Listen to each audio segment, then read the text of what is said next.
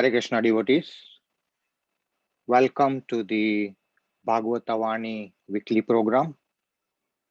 Today is Saturday, July 24th, 2021. Today's program is as follows. There will be an opening devotional song and kirtan by His Grace Satchitananda Dasa Prabhuji. Followed by the kirtan, there will be an introduction of today's speaker, His Grace Satchitananda Dasa Prabhuji. Today's lecture is continuing into the theme of full surrender to Lord Krishna, in Sanskrit also known as Sharnagati. Today, His Grace Satchitananda Dasa Prabhuji will be speaking on the fourth branch of Sharnagati or full surrender into the Supreme Personality of Godhead, Sri Krishna, namely firm faith, Krishna is my protector. After the class, there will be an opportunity for the forum members to pose questions and answers or any comments or reflections they might have. And followed by the question and answer session, there will be a closing kirtan after the questions and answers are finished. I would now invite His Grace Satchitananda Dasa Prabhuji to start the opening kirtan. Over to you, Prabhuji. Hare Krishna.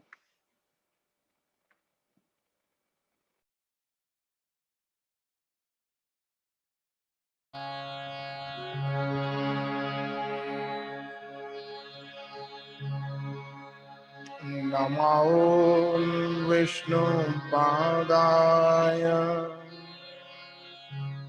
Krishna Pristhaya Bhutale Shrimate Bhakti Vedanta Swamin Iti Namine Namaste Saraswate Deve Gauravani Pracharine Nirvishesha Shunyavadi Paschatya Desha Tarine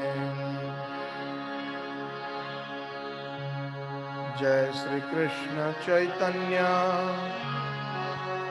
Prabhu Nityananda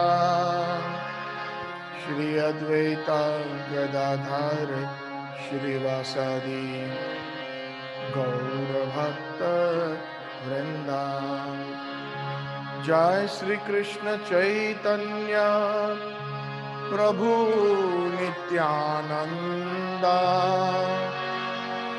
Shri Advaita Gadadhar Shri Vasadi Gaura Bhakta Vrinda Hare Krishna Krishna Krishna Hare Hare Hare Rama Rama Rama Hare Hare Hare Krishna Krishna Krishna Hare Hare Hare Rama Rama Rama Hare Hare. So today we will be continuing into the theme of full surrender to Krishna known as Sharnagati, and we will be presenting the fourth branch out of the 6 branches with a bhajan or a devotional song composed by Srila Bhaktivinoda Thakur, very nicely summarizing the fourth branch of surrender, which is Krishna will always protect me. Avashya Rakshibe Krishna Vishwasha Palan. Full faith that Krishna will always protect me.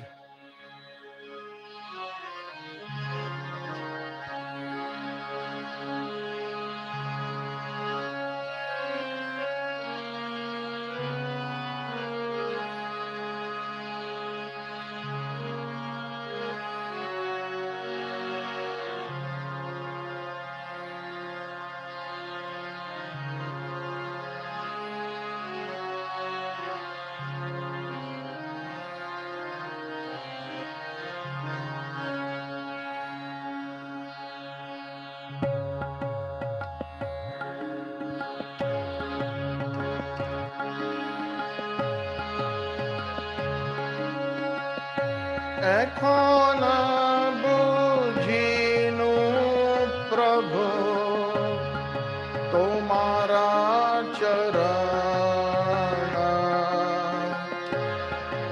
Ashoka অভয়ামৃত পূর্ণ সর্বশান। এখন বুঝিনু প্রভু তোমারা চরণ, অশোক ভয়ামৃত পূর্ণ সর্বশান। হরি বল। সকল ছাড়িয়া তুয়া চরণ কমলে পড়িয়াছি আমি নাথ তব পদ তলে। সকল ছাড়িয়া তুয়া চরণ কমলে পড়িয়াছি আমি নাথ তব পদ তলে। তব পাদ পদ্ম নাথ রক্ষিবে আমার, और रक्षा करता नाही भाव संसारे। तव पाद पद्म नाथ रखिबे हमारे, और रक्षा करता नाही भव संसारे। आमी तव नित्य दास জানিনু এইবার, আমার পালন ভার এখন তোমার। আমি তব নিত্য দাস জানিনু এইবার, আমার পালন ভার এখন তোমার। বড় দুঃখ পাইয়াছি স্বতন্ত্র জীবনে, দুঃখ দূরে গেল পদ লরণে। বড় দুঃখ পাইয়াছি স্বতন্ত্র জীবনে, দুঃখ দূরে গেল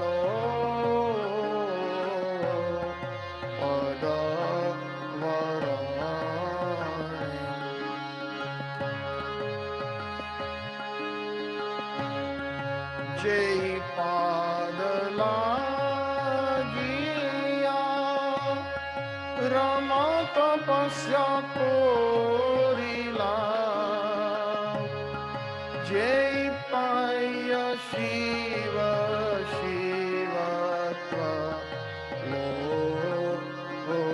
लोभिला जय पादलागिया रमा तपस्या कोरिला जय पाद पाया शिव शिवत्व लोभिला जय पाद लाभिया ब्रह्मा कृतार्थ होइला जे पदे नारद मुनि हृदये धरिला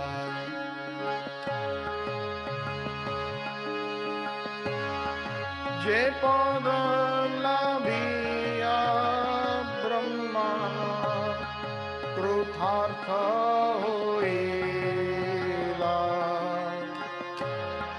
जे पद नारद मुनि हृदये धरिला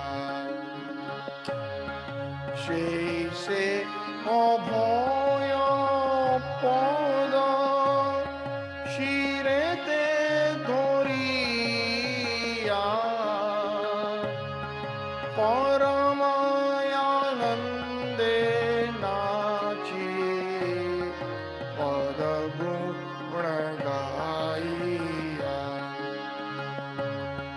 সেই সে অভয় পদ শিরেতে ধরিয়া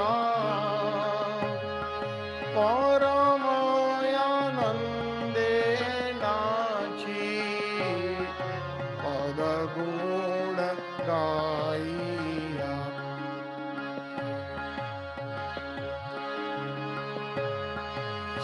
সংসার বিপদ হইতে অবশ্য উদ্ধার ভক্তি বিনোদ কোণ করিবে তোমার সংসার বিপদ হইতে অবশ্য উদ্ধার ভক্তি বিনোদ কোণ করিবে তোমার এখন বুঝিনু প্রভু তোমার চরণ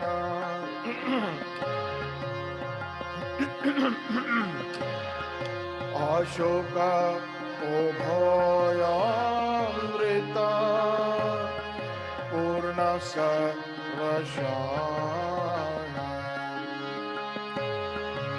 এখন বুঝিনু প্রভু তোমার চরণ অশোক অভয়ামৃত পূর্ণ সর্বশান Song 2 please.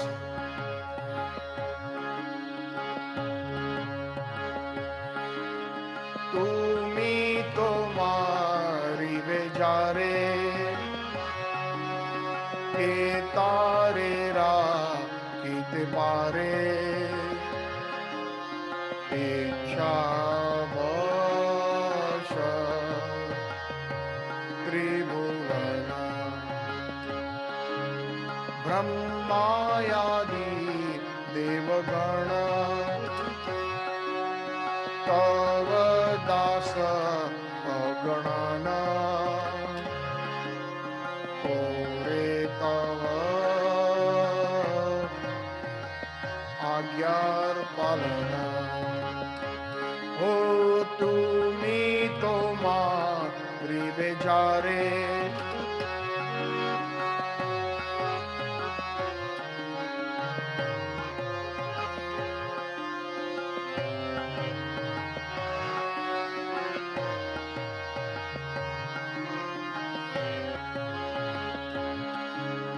ब्रह्मादि देवगण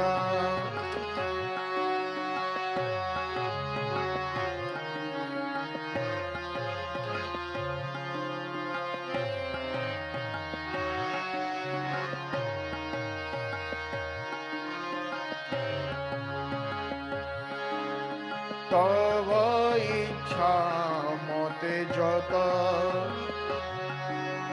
ग्रह गण अविरत शुभ शुभ फल कोरे दान तव इच्छा मते जत ग्रह गण अविरत शुभ शुभ फल कोरे दान रोग शोक मृत्यु भय तव इच्छा मते होय तव आज्ञा सदा बलवान हो रोग शोक मृत्यु भय तव इच्छा मते होय तव आज्ञा सदा बलवान तव भोये वायु भोय चंद्र सूर्य समुदय स्वस्वनियमित कार्य करे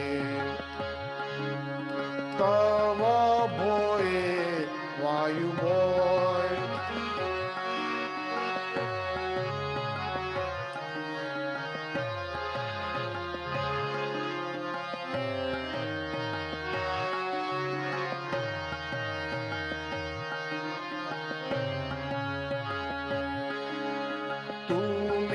तो परमेश्वर पर ब्रह्म परात्पर वास भक्तंतरे हो तुमी तो परमेश्वर पर ब्रह्म परात्पर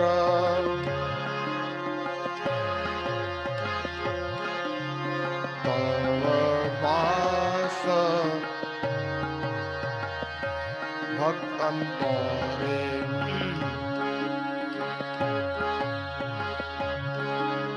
सदा शुद्ध सिद्ध का भक्त वत्सलना भक्त जनेर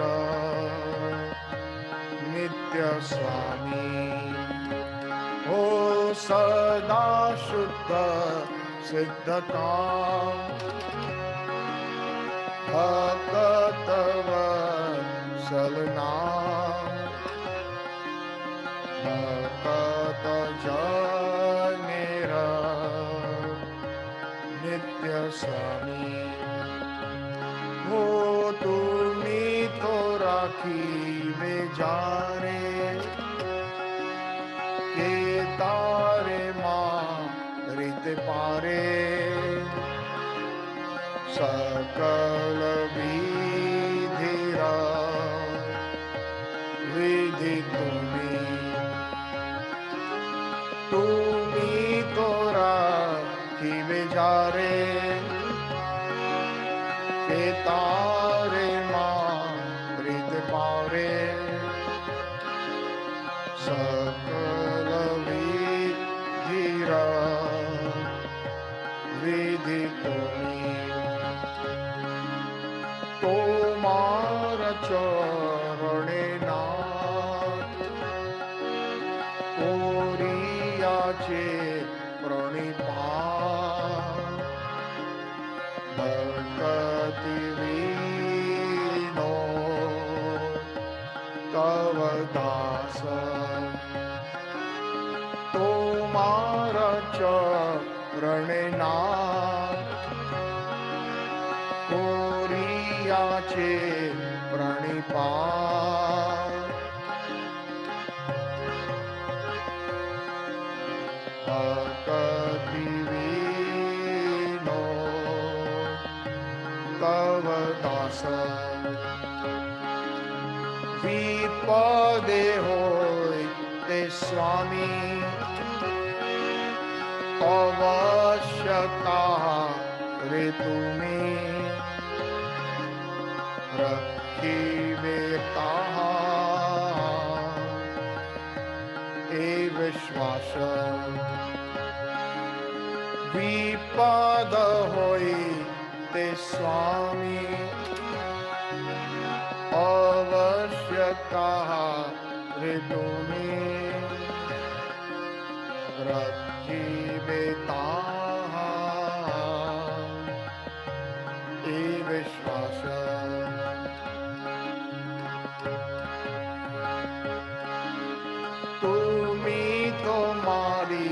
बेचारे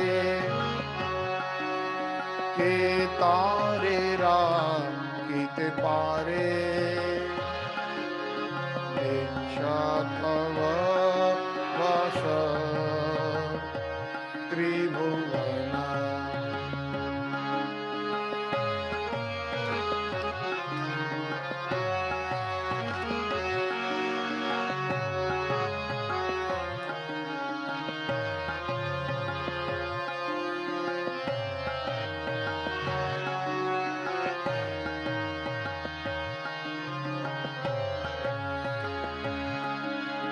ब्रह्मादि Devgan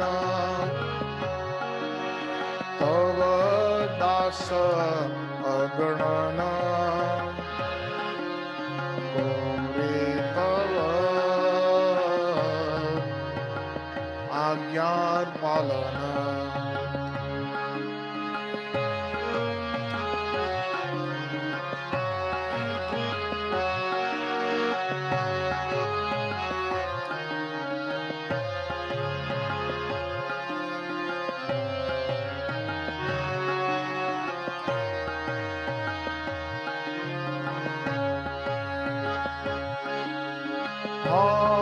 Hare Krishna, Krishna Krishna, Hare Hare, Hare Rama, Hare Rama, Rama Rama, Hare Hare. Oh Hare Krishna, Hare Krishna, Krishna Krishna, Hare Hare, Hare Rama, Hare Rama, Rama Rama, Hare Hare.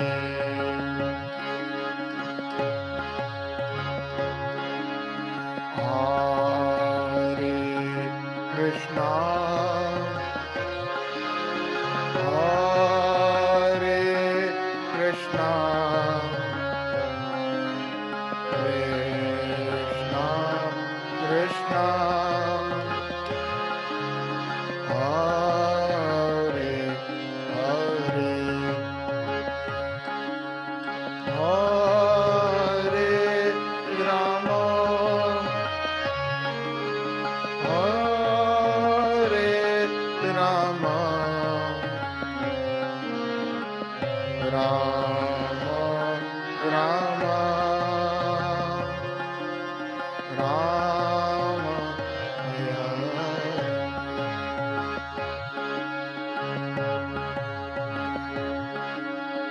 today we will be dedicating today's kirtan and Saturday program to Surya Kumari Mataji, sister of our Vaishnava Prabhu who departed. And that is why Vaishnava Prabhu was not able to make it to the program today. So let us keep Surya Kumari Mataji in our prayers and offer the kirtan, the katha for her eternal well-being. Hare Krishna, Hare Krishna, Krishna Krishna, Hare Hare, Hare Rama, Hare Rama, Rama Rama, Hare Hare, Hare Krishna, Hare Krishna, Krishna Krishna, Hare Hare, Hare Rama, Hare Rama,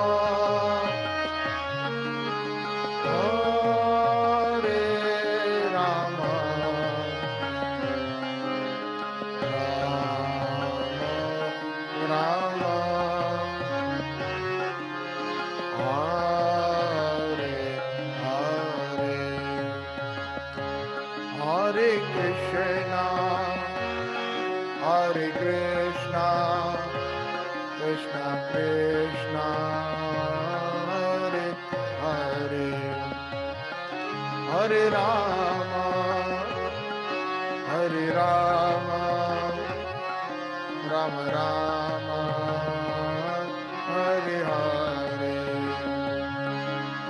Govinda Jai Jai, Gopal Jai Jai, Radha Ramana Hari Govinda Jai Jai, Govinda Jai Jai, Gopal Jai Jai, Radha Ramana Hari Govinda Jai Jai, Jai Jai Radha Ramana Hari Bol, Jai Jai Radha Ramana Hari Bol, Jai Jai Radha Ramana Hari Bol,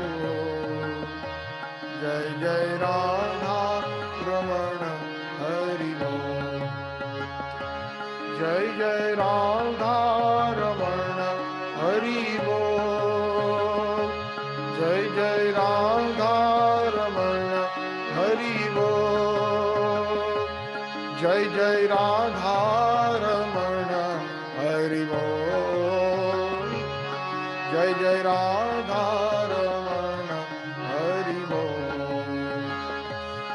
Hari Bol, Hari Bol, Hari Bol, Jai Jai Mukunda Madhava Govinda Bol, Hari Bol, Hari Bol, Hari Bol, Jai Jai Mukunda Madhava Govinda Bol, Hari Bol,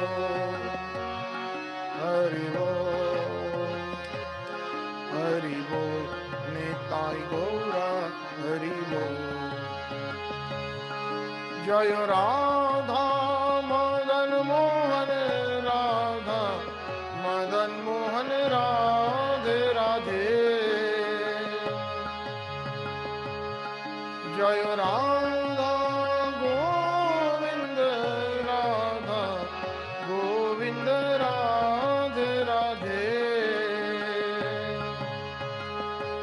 Jaya Radha Gopinath Radha Gopinath Radhe Radhe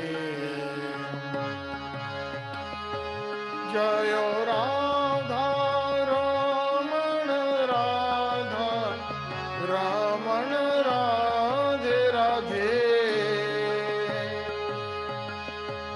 Jaya Radha Damodar Radha Damodar Radhe Radhe Jaya Radha Shyam Sundar Radha Shyam Sundar Radhe Radhe Jaya Radha Gokulananda Radha Gokulananda Radhe Radhe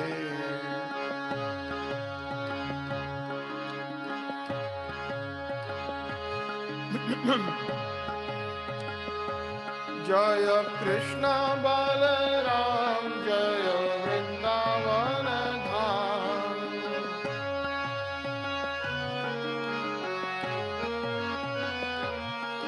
Jaya Lalita Sakhi Jaya Vishakha Sakhi Jaya Radhe Shyam Jaya Radhe Shyam Jaya Lalita Vishakha Radhe Shyam Lalita Vishakha Radhe Shyam Hari Bol Hari Bol Hari Bol Hari Bol Nitai Gaura Hari Bol Hari Bol Hari Bol Nitai Gaura Hari Bol Jaya Jaya Prabhupada Prabhupada Prabhupada Jaya Jaya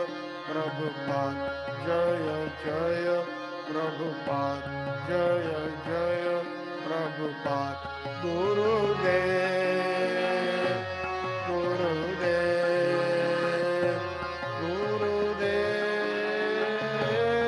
Gurudev Gurudev Gurudev Gurudev Jaya Jaya Gurudev Jaya Jaya Gurudev Jaya Jaya Gurudev Gaur Premanande Hari Hari Bol Gaur Premanande Hari Hari Bol Gaur Premanande Hari Hari Bol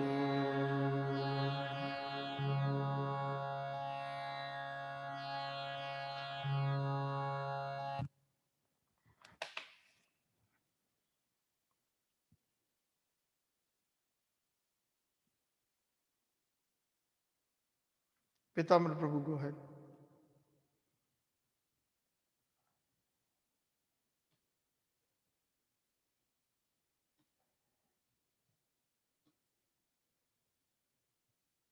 You can unmute yourself. Yeah, thank you so much, Prabhu. Thank you so much. I was not able to unmute. Thank you so much, Satchitananda Prabhuji, for the wonderful bhajan and kirtan. Thank you so much. Hare Krishna. Hare Krishna, dear devotees. Before we move on to today's class, I would like to give a brief introduction of His Grace Satchitananda Prabhuji. His Grace Satchitananda Prabhuji is a servant of Bhagavatavani and Bhaktivedanta Bhagavata group. He is a disciple of Nitya Lila Pravist, His Holiness Bhakti Charu Swami Maharaj. He is associated with and served ISKCON for over 32 years. Yes, you heard it right, over 32 years. His forte is kirtan, bhajan, lectures, and seminars on Bhagavad Gita, Srimad Bhagavatam, Vaishnava bhajans, and Gaudiya Vaishnava teachings. He has been invited to speak on spiritual subject matters, conducting many preaching tours, delivering various seminars and lectures at various ISKCON centers globally. To name a few, ISKCON India, Canada, USA, Russia, Sweden, Belgium, France, Netherlands, Germany, Switzerland, and Mexico. He is dedicated to the service of His Divine Grace, A.C. Bhaktivedanta Swami Srila Prabhupada, by sharing Srila Prabhupada's teachings and glories. Without further ado, I would now invite His Grace Satchitananda Dasa Prabhuji to provide nectar on the topic of Sharnagati. Over to you, Prabhuji. Hare Krishna. Thank you, Pidambar Prabhu, for the generous introduction. And hopefully, I can live up to the words that you have mentioned about myself, always seeking the blessings of all the Vaishnavas. So, before I start, I would like to just some invocation mantras or prayers for the blessings that we can receive from our acharyas.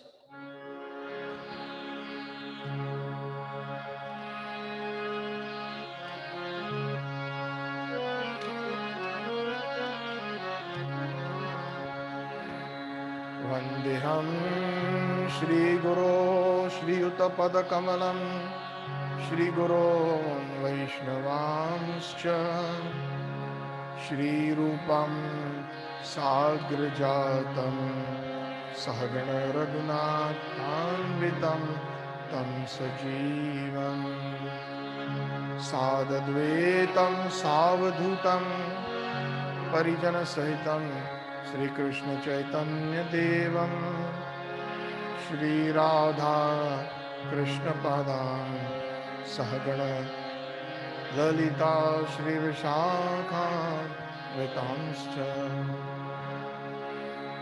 Om Jnanatimirandhasya Jnananjana Shalakaya Chakshurunmilitam Jena Tasmai Shri Gurave Namaha Shri Caitanya Manoyabhishtam Sthapitam Jena Bhutale Swayam Rupa Kadamahyam Dadati Swapadantikam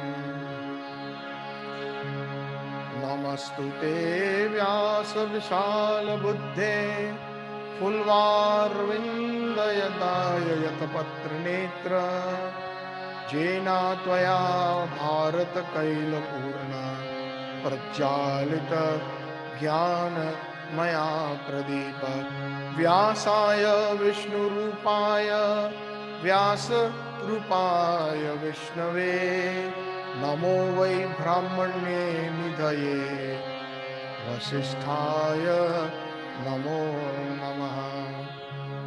Yesterday was Guru Purnima, so this particular mantra that I just recited was glorifying Ved Vyas, the Guru of all, or anybody who speaks the scriptures, who preaches. They are also known as Vyas. Aradhya Bhagwan Vrajesha Tanayas Tadham Vrindavanam Ramya Kachidupasana Vrajavaduvargena Taya Kalpita Shrimat Bhagavata Puranayamalam Prema Pumartho Maha Shri Caitanya Mahaprabhur Mataidam Nayatrayagra Paraha Navaniradhanindita Kantidharam Raso Sagar Nagar Bhupavaram Shubha Vankimacharu Shikhanda Shikhim Bhaja Krishna Nidhim Vraja Vrajasutam Radhika Sarodendu Nindi Mukha Mandali Vandiye Shri Pad Padma Vrishabhanu Nandini Vandiye Shri Pad Padma Vrishabhanu Nandini Vandiye Shri Pad Padma Vrishabhanu Nandini Vanchakalpatarobhyascha Kripa Sindhu Devacha Patitanam Pavanebhyo Vaishnavebhyo Namo.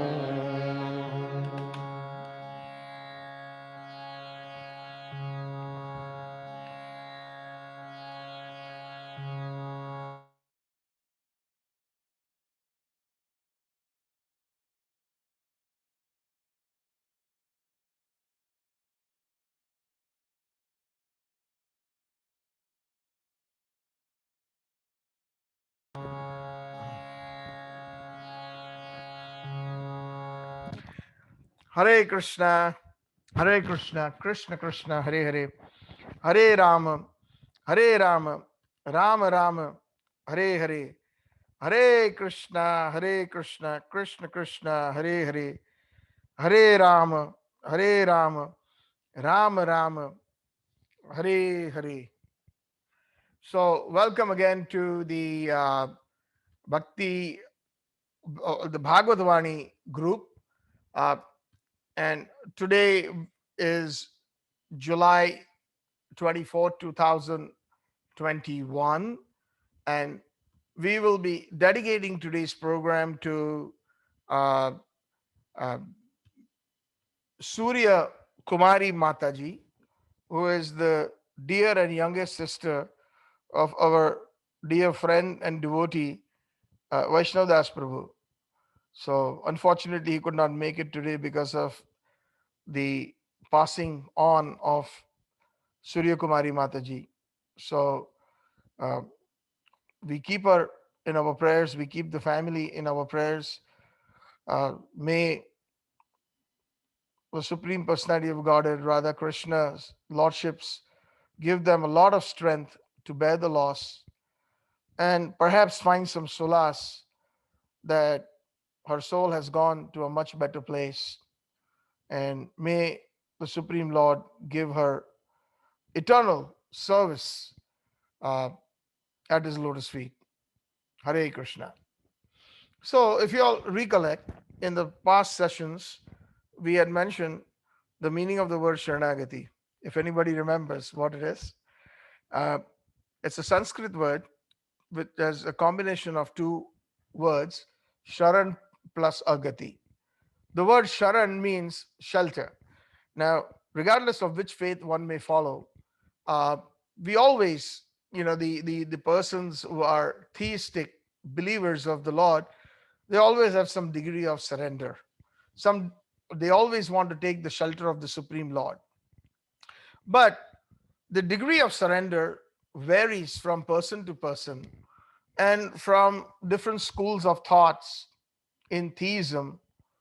Uh, and Srila Bhaktivinoda Thakur has composed this wonderful book in the section called Sharnagati, where he has wonderfully, most uh, amazingly explained the different or the highest mode of surrender. And that has been described with the word Sharnagati. Sharan means shelter plus agati. Agati means motionless, steadfast, like a rock.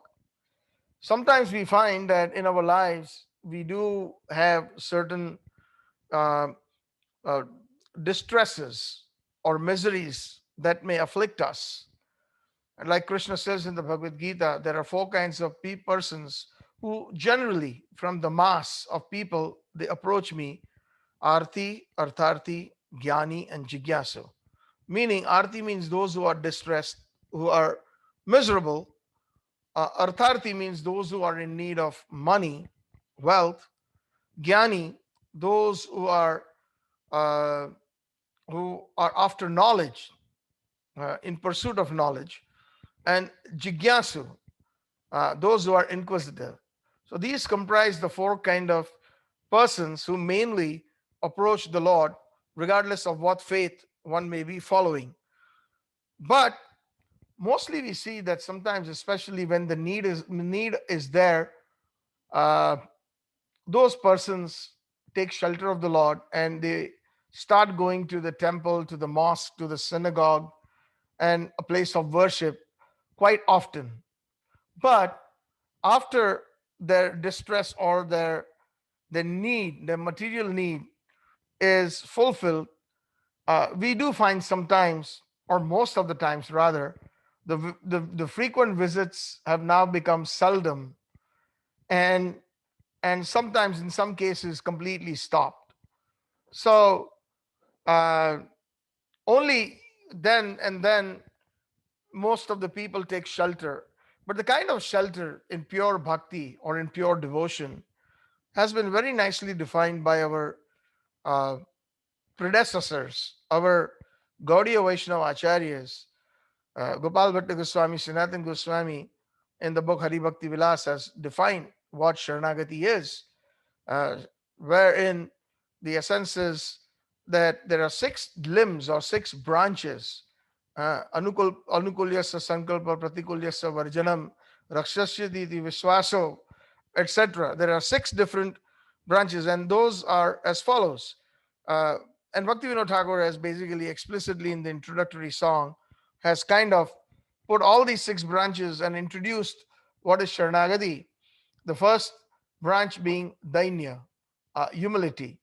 The order is slightly changed in the Hari Bhakti Vilas sloka and Bhaktivinoda Thakur's presentation, but the samam bonum is the same. So Bhaktivinoda Thakur, as per Sharnagati book, he has the first branch is humility. Then the second branch is offering everything that we have to Krishna. Krishna, everything belongs to you, which is known as Atma Nivedan. The third branch is Gopta or Gopturite Varan. Krishna, you are my maintainer, you are my provider. The fourth branch is Krishna, you will always protect me. I have firm faith in that. The fifth branch is I will perform activities that are conducive to devotional service or bhakti. Bhakti anukulya karya kare jo svikar. And the sixth branch is whatever is not conducive to bhakti, one will reject. Bhakti pratikulyasya. Pratikul means that it is not conducive. Bhakti pratikulyasya means that which is not conducive to bhakti. I will reject. So we went through the first three branches in whenever the opportunities arise, and when I was given to serve in the form of giving lectures, we completed the first three branches, and today is the fourth one, which is Avashya Rakshibe Krishna Vishwasha Palan. Indeed, certainly, Krishna will protect me. I have firm faith that Krishna will always protect me. Last Saturday, we finished the second one. The third branch, which was Goptrite Varan, meaning Krishna, you are my maintainer. So, and again, we take shelter of acharyas like Srila Prabhupada and our Gaudiya acharyas like Srila Bhaktivinoda Thakur, who are our beacon in our spiritual life and our well-wishers. They are Bhuvi Grinanti Je Bhuri Dajana. Indeed, they are those personalities who even the gopis sing of their glories in the Gopi Geet. In the seventh verse, the gopis say that Tava Kathamritam Tapta Jivanam Kavi Biriditam Kalmashapaham Shravana Mangalam Srimadatatam Bhuvi Grinanti Je Bhurida Jana, which by the way was Chaitanya Mahaprabhu's one of the most favorite shlokas amongst many shlokas from Srimad Bhagavatam and amongst the shlokas in the Gopi Geet. And the Samambonam, or the essence of this verse is that, oh my dear Krishna, your the pastimes and the narrations of your pastimes are indeed nectarian. They bring a person to a state of deathlessness, meaning one who hears chants, etc., the holy names, the pastimes of the Lord, remembers Sri Krishna, uh, such persons will never take birth again in this material world, and eventually they will enter the spiritual world into the topmost planet, which is Golok Vrindavan, and and it will extinguish this fire, tapta jivanam. And it is the opinion, the gopis are saying, Kavi Biriditam. It is the opinion of those great Vaishnava acharyas. Kavi means the great, and Vaishnava acharyas are very poetical. The direct meaning of the word Kavi means one who is full of poetry, one who is very artistic in expressing thoughts, feelings, etc. But especially in this context, Kavi means one who is a very pure devotee, who has that one of the 64 artistic qualities includes uh, com- composing wonderful poems that glorify the Supreme Lord. So Kavi Viriditam, it is the opinion of these great Vaishnavas. Kavi Viridita Kalmashapaham, it eradicates simply by hearing and remembering Krishna's pastimes, Krishna's names, form, etc. It will eradicate all our miseries. Kalmashapaham, Shravana Mangalam, Srimadatatam. And simply by hearing these pastimes, indeed, it will bring the topmost auspiciousness. Shrimat. Shrimat Atatam means there's a deeper meaning of the word Shrimat also. Shrimat means wealth, and Shrimat means the highest wealth. And what is the highest wealth? The highest wealth is obtaining Sri Krishna and Krishna's service. That's one meaning of the word Shrimat. The other meaning of the word Shrimat, Shri means Radharani, and Mat means her opinion, or Mat also means Mati, or the consciousness of Srimati Radharani, meaning it is the highest consciousness amongst all the relationships that one can have with Nandanandan Krishna, which is the amorous love that one can express towards Sri Krishna. So when we are in this line of the Gaudiya Vaishnava Acharyas, we are students of this school and college, and finally, by their mercy, when we graduate and postgraduate and postdoctorate, then indeed we will get the consciousness of what Srimati Radharani and her most dear friends are in the service of Nandanandan Krishna. Srimadatatam Bhuvi Grinanti Je Bhuri Dajana. And indeed, the gopis are already glorifying personalities like Srila Prabhupada, that Bhuvi Grinanti, all over the world they go around.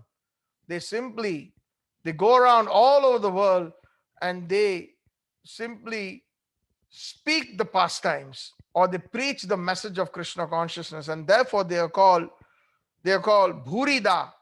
Bhuri means the utmost or the greatest, and Da means Danam. Danam means charity. There's nobody as charitable as a great Vaishnava Acharya. Nobody as charitable as the likes of Srila Prabhupada, because indeed they are giving us the highest wealth, which is Krishna consciousness. And even within Krishna consciousness, the highest wealth of the Gaudiya Vaishnava Bhav, in the mood of what Chaitanya Mahaprabhu wanted us to obtain. So indeed, they are the greatest beneficiaries or benefactors of mankind. Bhuri Dajana. So therefore, we have to learn how to understand what shelter is. We even explained in the last two sessions, referring to the shloka or the verse from Bhagavad Gita, Sarva Dharman Parityajya Mam Ekam Sharanam Vraja. Sharanam Vraja. Krishna says, come, surrender unto me. Mam Ekam Sharanam. Only surrender unto me. Mam Ekam Sharanam. Vraja. Aham tam sarva papebhyo mokshasyami masucha. Do not fear, once you surrender unto me, do not fear that you may have other ideas or concoctions of different types of varieties of duties or religions that have been born out of this bodily concept due to the mentality or the consciousness that we are have taken birth in this material world due to the influence of the three modes of material nature. We all have our different versions of bhakti or versions of surrender. So Krishna says some surrender to the family. That's a great duty. Serving the parents, serving the children, serving the wife, serving brothers and sisters and relatives. Even then extending it beyond it to that particular community. So if somebody is born in India, oh, I'm attached to the Indian community. Somebody born in, let's say, in China, they're attached to the Chinese community. If they want to help, they will help the Chinese community first. As an example, somebody is born in a Jewish family, so then they're attached to the Jewish community. Somebody born in a Catholic or a Christian environment, they're attached to Christians. So, and somebody born as a Muslim would be attached to all Muslim brethren. So that's how, this is what we have been taught, and that's how it is imbibed since time immemorial. But we are not this body. The soul is neither Muslim, nor Hindu, nor Christian, nor this, nor that. The soul is simply as defined by Chaitanya Mahaprabhu, Gopi Bhartu Padakamalayo Das Anudas Anudas. We are the servants of the servants of the servants of the maintainer of the gopis, of the maintainer, which is Sri Krishna Nanda Nandan. That is ultimately what the soul's ultimate dharma or the soul's ultimate duty is. Savai pumsam paro dharmo yato bhakti radhokshaje ahituki apratiyata jena atma suprasidati. Srimad Bhagavatam, first canto, very clearly defines the principle of pure devotion, that one should be dedicated, and one or a pure duty or pure dharma is when we dedicate our services. The mankind, when dedicates the services to the Supreme Personality of God, is Sri Krishna, without any material motivation. It has to be ahaituki and apratihata, without any interruption. Not that things are bad, I go to the temple or the church or mosque more often, and when things are better, I stop. No. Apratihata means continuously, whether in distress or in happiness. Sukhe dukhe bhulo naku sada vadane hari naam bole dako gai gora madhurasware. Gai Gora Madhuraswari. Bhaktivinoda Thakur has mentioned in one of another wonderful bhajans where he says that, oh, the Supreme Personality of Godhead, and Sri Chaitanya Mahaprabhu sings in a very melodious voice, Hare Krishna, Krishna Krishna, Hare Hare, Hare Ram, Ram Ram, Hare Hare. Please sing this, whether in distress or in happiness, whether in death or in life. Sing it in all situations, always remember him. So that is considered the topmost surrender, where Krishna says that Mam Ekam. Ekam means only unto me. Sharanam Vraja. And the result is there are two. If one was externally inclined, like Arjun's bhakti cannot be compared to the bhakti of the gopis of Vrindavan. So his surrender level was according to his understanding, and he still had some fear. And that is the reason, seeing that fear, oh, I will have to kill my grandsire Bhishma Dev, I will have to kill my gurus like Kripacharya, Dronacharya. I'll have to, in the battlefield, I'll have to kill my cousins. I'll be shedding too much blood. There are so many soldiers, they will die. And I will inflict some kind of, harm permanently to their families, making the wives of the soldiers widows, and the children would be without father. And there would be a lot of immense chaos in society, especially when there's young women with children, and when they are not under protection of their husbands, There can be some unscrupulous elements that can take advantage of such women, and undesired progeny will be the result because of that. So, it is better that I go ahead and just simply, retire and just go to the forest and give up everything. It's better to become a mendicant than to fight over one's own blood for the sake of a kingdom, of an empire, or sake of an empire. And all these things, but in spite of hearing the entire Bhagavad Gita that Krishna spoke in 18 chapters, Arjun, even after admitting Nastamo Smriti Labda Tvat Prasadat Maya Chuta Gata Sandeha Stito Asmi Karishye Vachanam Tavaha, he even admits that, oh Krishna, now that I've heard from you, by your mercy, Tat Prasadat Maya Chuta, oh infallible, oh my dear infallible Krishna, I am, I'm able to now be be steadfast in my mind. Nastamo, my illusion has been removed. Smriti Labda, my intelligence has been re-established by your mercy, O Krishna. Gata Sandeha, all my doubts have been eradicated. Karishye Vachanam Tavaha. Whatever you ask me to do, I will do. You want me to fight against my grandsire, my beloved grandfatherly like personality, Bhishmadev? Do you want me to shower arrows on him? I'm ready to do that. Do you want me to shower arrows on my guru, on my teacher who taught me the very art of archery, Dronacharya? Yes, I'm willing to do that. Oh Krishna, now I have established in my intelligence, all that illusion is removed on the bodily concept. But then still Krishna, seeing some fear on him, he again reiterates the fact that Masucha, do not fear. You will not be subject to any kind of bad karma or karmic reactions for killing in this battlefield. Srila Prabhupada used to mention many a time that in the when a soldier, a brave soldier, fights on the battlefield, at that time, what happens? He kills hundreds of soldiers in the enemy camp, and when he comes back, he's awarded the Purple Cross. He's awarded the Veer Chakra, the highest medal of honor by the president of the country. So that person gets the honor for killing so many.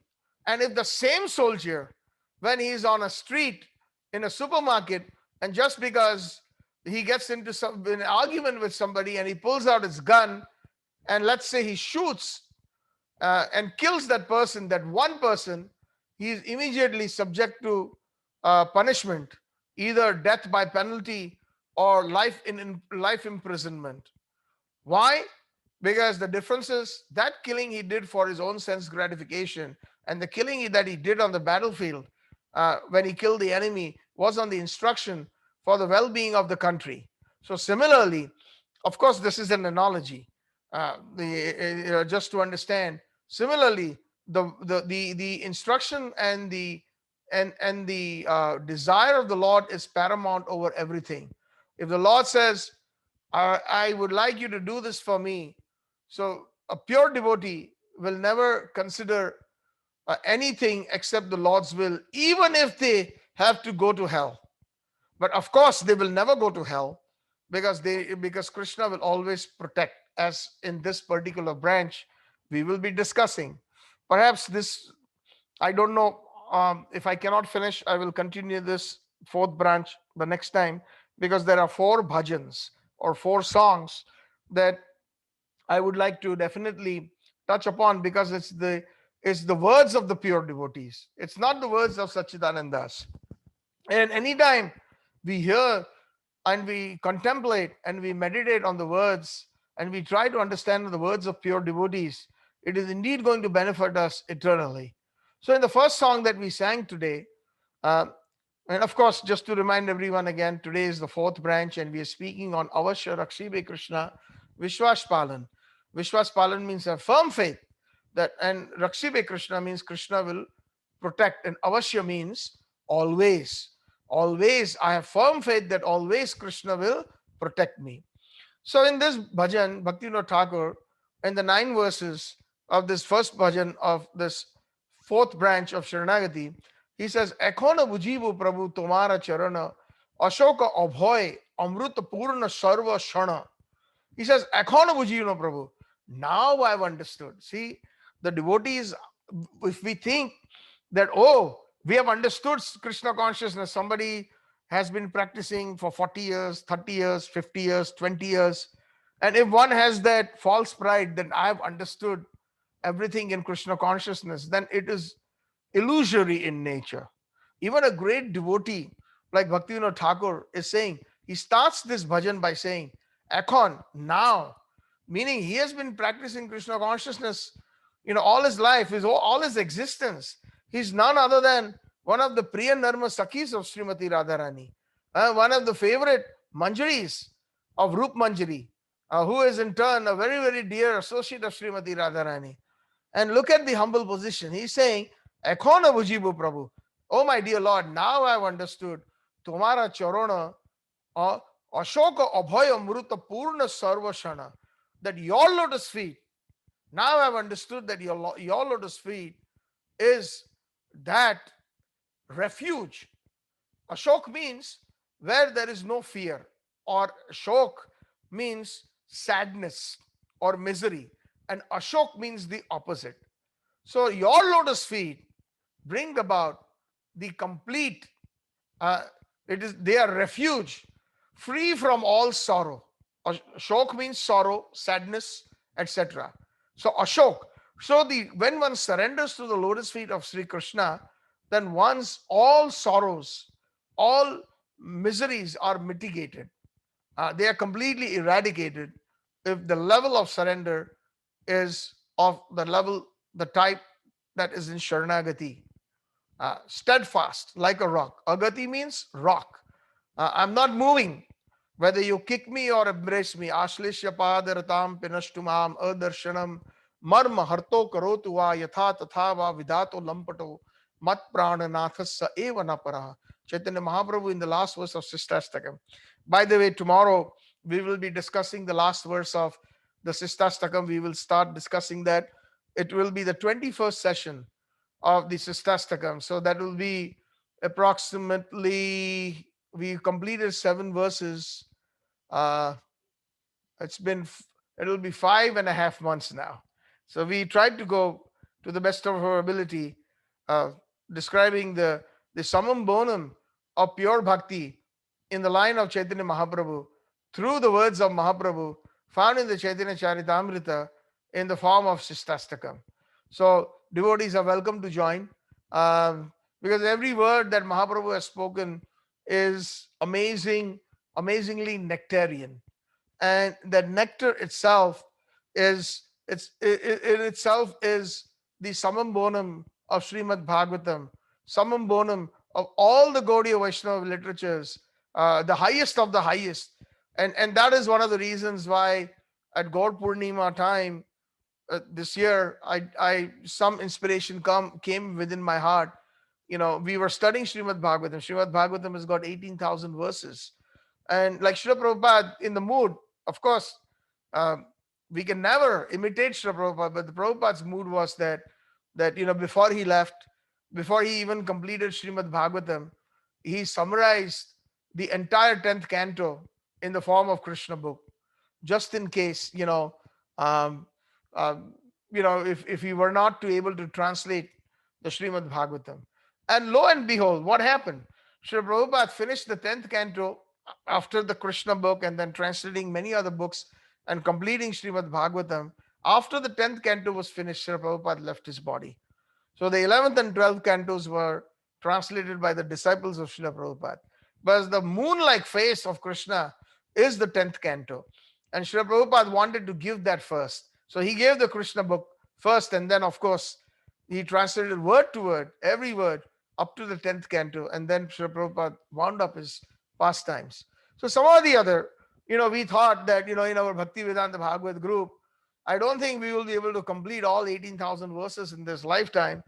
But I thought that, it would be a good opportunity to speak about the teachings of Chaitanya Mahaprabhu, which are absolutely the summum bonum of the highest mode of bhakti, which is actually found in the amorous love that has been expressed by the gopis of Sri Vrindavan Dham. And that is what even Mahaprabhu is endeavoring to obtain that mood. So we will be, perhaps it will take a few sessions to complete the 8th verse, and then we would have attempted to uh, dive a little bit into that deep ocean of the Sri Chaitanya Sistastakam. Anyways, so here Bhaktivinoda Thakur is saying that Ekhon Bujinu Prabhu Tomara Charana Ashoka Abhaya Amruta Purna Sarvashana.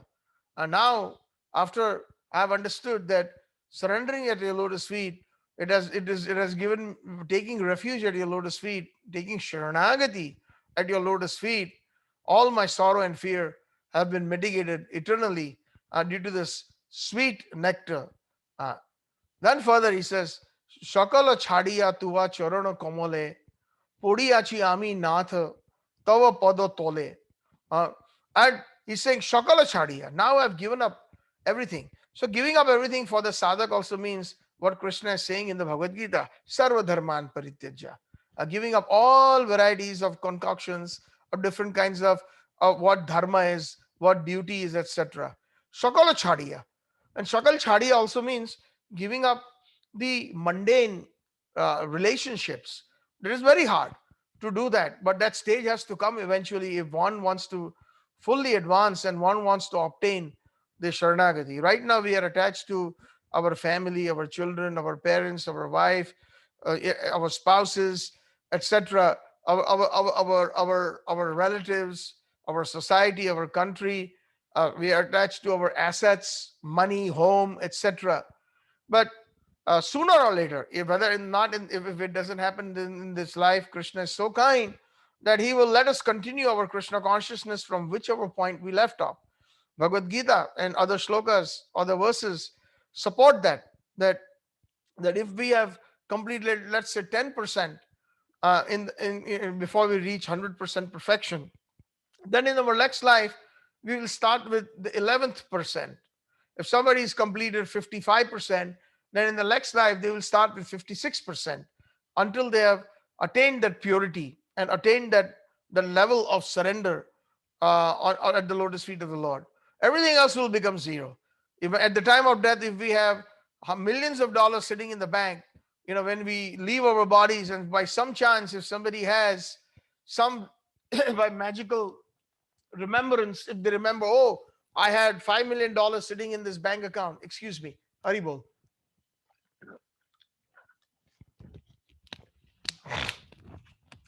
And if he tries to claim it, nobody's going to even recognize him or her.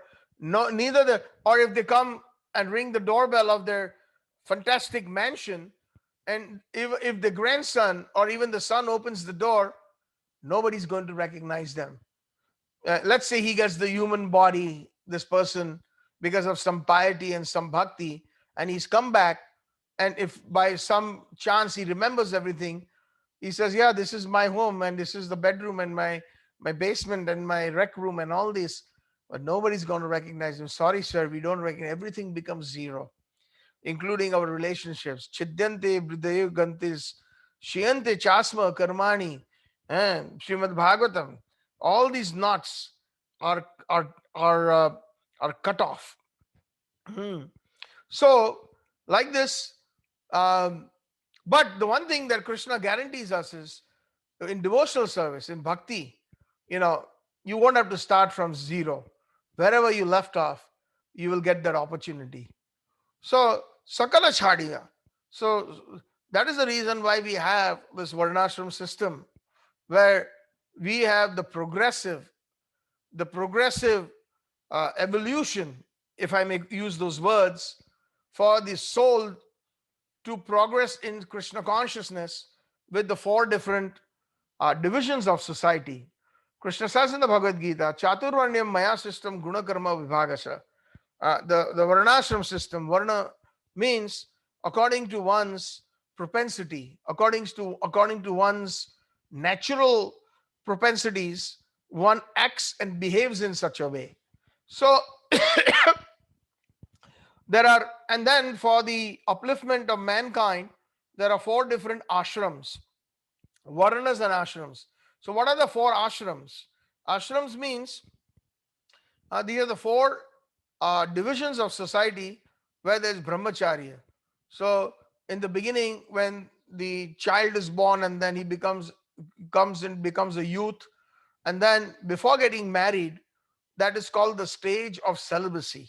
So that is called brahmacharya. Ashram, very important word. It's ashram. Ashram means to practice Krishna consciousness. So even being a brahmachari, one obtains Krishna consciousness from guru. In the days back, in the old days, parents used to send their young children to gurukuls, studying under the guru, and then the guru would decide eventually that, okay, on the last day of their graduation, before they went back home and they turned into wonderful youthful persons, when they were there, when they were admitted in the guru's gurukul, they were little boys. They were very, very little. But when they came out amazingly wonderful, studying the scriptures, the and all other sciences, etc., that were taught by a bona fide guru. And that way they were always Krishna conscious. Then the guru would say that, okay, you know what? You get married, and you stay brahmachari. No need to get married, because looking at the disciple, the pure guru can tell whether celibacy is best. That is called naishtiki brahmachari. Like Srila Bhakti Siddhanta Saraswati Thakur, the divine Gurudev of Srila Prabhupada, he was naishtiki brahmachari. He never went through directly from brahmacharya. He went to the 4th ashram, which is sannyas ashram. So then, for those, most of us who want to develop our Krishna consciousness in stages, just like in school or college, we have to go through kindergarten, then we have to go to the primary school, secondary school, high school, undergrad, grad school, masters, and then postmasters, doctorate, postdoc, etc. These are different stages.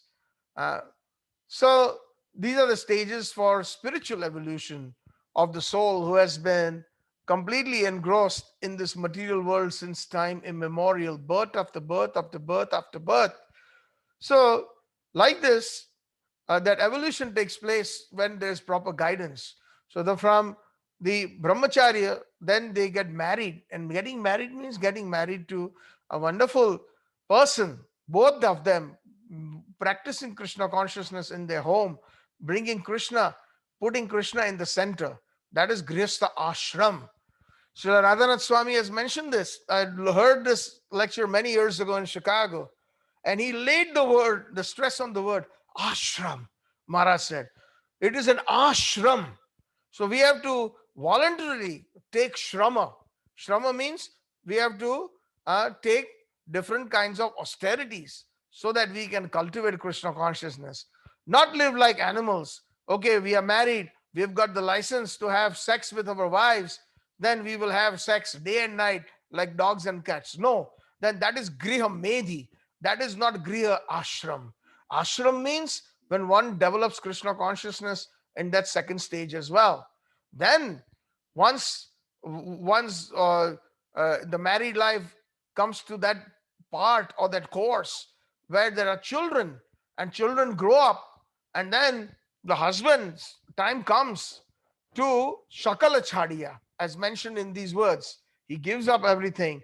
The eldest son is handed over the business or the family affairs and even the protection of the mother. And then he goes and stays in the forest in a secluded place and practices Krishna consciousness more intensely. And that is called Vana Prastha. Vana means forest, and Prastha means to proceed or to go. So, and then that detachment, due to that detachment, occasionally the family will come and see, but he will not stay inside the same house. He will give up the house. He will stay in a secluded place, making himself ready for the next ashram, which is sannyas ashram, which is the highest order in varnashram, which is becoming a mendicant, but also it is the whole world is the family in terms of, because he sees everybody as part and parcels of Krishna. Mamayamsha Jiva Loka Jiva Bhuta Sanatan. Each and every uh, uh, person, each and every entity is a part and parcel of the Supreme Lord. That is the vision. That is a sannyasi. There is complete, all ties are cut. No more seeing the wife, no more seeing the son, no more seeing the family members. That is called Sakala Chadiya.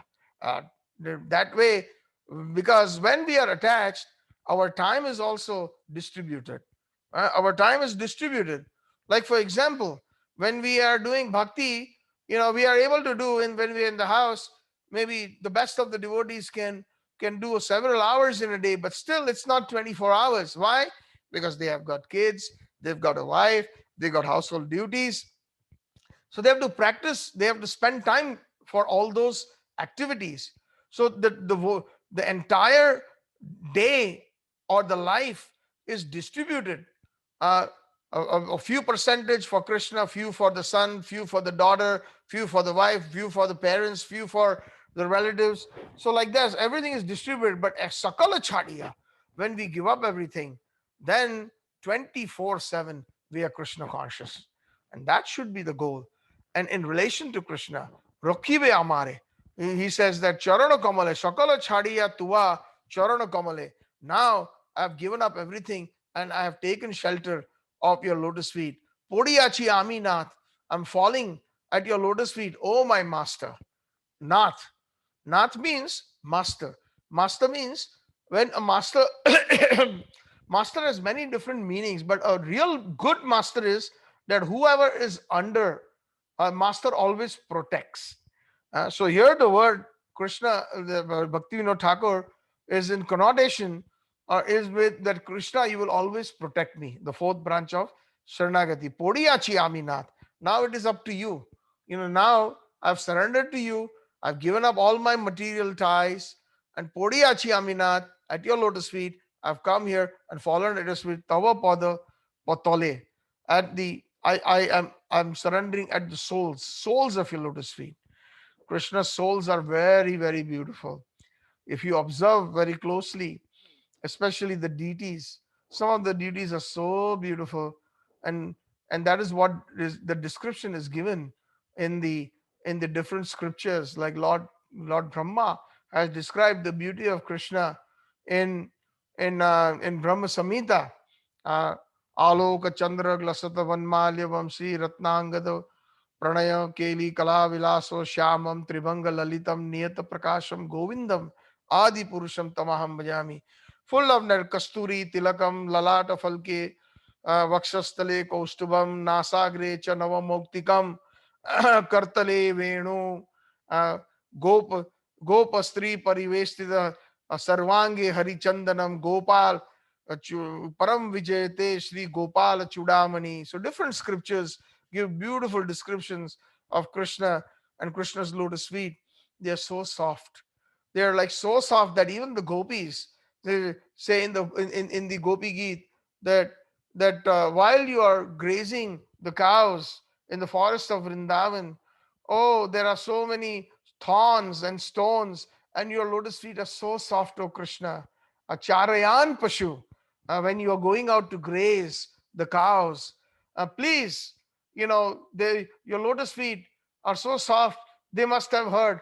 Why don't you just simply put your lotus feet on our chest so that they will get some kind of a relief?